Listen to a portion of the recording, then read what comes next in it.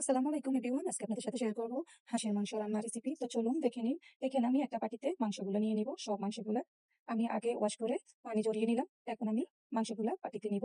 সব মাংসগুলা বলতে এখানে আমি একটা চীনা হাঁসের হাফ মাংস নিলাম। এখন আমি একটা প্লেটে সব ধরনের মশলাগুলো নিয়ে নিলাম। মশলাগুলো নেওয়ার পরে আগে আমি ম্যারিনেশন করে নিব। এখন আমি সব মশলাগুলো দিয়ে দিব মাংসের মাধ্যমে। এখন আমার মশলাগুলো দেওয়া রেডি হয়ে গেছে। আমি 2 স্পুন পরিমাণ লবণ ব্যবহার করব, যেহেতু ছোট স্পুন। সরিষার তেল ব্যবহার করব পরিমাণ মতো। এখন আমি হাতের সাহায্যে ভালোভাবে মিক্স করে নিব। এইভাবে মাংসগুলা মশলার সাথে মিক্স করে নেওয়ার পরে আমি বাইরে 10 থেকে 15 মিনিট রান্নার আগে রেখে দিব।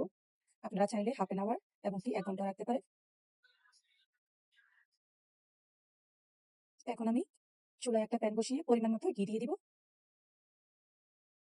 ঘি গরম হওয়ার পরে আমি পেঁয়াজ কুচা, কাঁচামরিচ, টমেটো দিয়ে দিব। দিয়ে ভালোভাবে ঘিয়ের সাথে মিক্স করে নিব।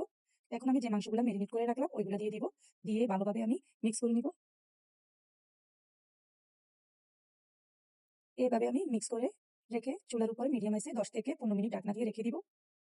10 মিনিট পর আমি ঢাকনা উঠিয়ে এখন দেখবো কষানো হয়ে গেছে। দেখুন মাংস।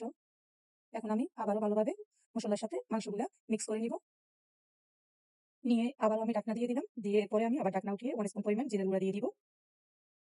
দিয়ে আমি আবারও 20 মিনিটের জন্য ঢাকনা দিয়ে মিডিয়াম আঁচে চুলার উপরে রেখে দিব। আবারও ঢাকনা উঠিয়ে আমি গরম মসলা ব্যবহার করব, হাঁসের মসলা। এখন আমি আগে ভালোভাবে মিক্স করে নিব মাংসগুলা। এখন আমি মিক্স করে দেওয়ার পরে মানে হাফ স্পুন পরিমাণ গরম মসলা ব্যবহার করব। গরম মসলা দেওয়ার পরে আবারও আমি মাংসের সাথে মশলাগুলো মিক্স করে দিলাম। এভাবে দেওয়ার পরে আমি চুলার উপরে আবারও 10 থেকে 15 মিনিটের জন্য ঢাকনা দিয়ে রেখে দিব। এখন মাংসটা প্রায় রেডি হয়ে গেছে। আমি এখন একটা বাটিতে পরিবেশন করার জন্য উঠিয়ে নিব। এখন আমি বাটিতে মাংসগুলো নিয়ে নিব।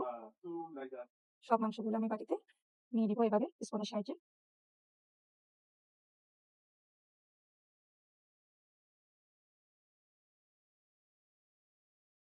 মাংসগুলা বাটিতে নেওয়া হয়ে গেছে। আমি উপর দিয়ে এখন গ্রিন পেপার এবং কি রেড পেপার দিয়ে দিব কালার আসার জন্য। পেঁয়াজের পেস্ট ব্যবহার করব, উপর দিয়ে সামান্য পেঁয়াজ পেস্ট দিয়ে দিলাম। ভালো লেগে থাকলে লাইক কমেন্ট শেয়ার করে দিবেন। আল্লাহ হাফেজ।